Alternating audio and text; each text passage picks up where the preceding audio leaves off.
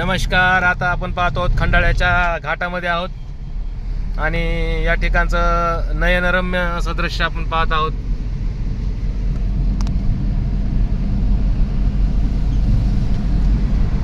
हे आहे खंडाळ्याच्या घाटातील सुंदर असं दृश्य चित्र.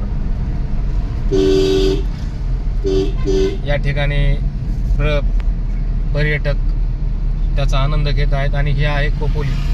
आपण खोपोलीच्या परिसरात पदार्पण केलेलं आहे आणि हे पहा तुम्ही खंडाळा आणि लोणावळ्याच्या मधला सुंदर असा विभाग, ज्या ठिकाणी पर्यटक पर्यटनाचा आनंद घेत आहेत.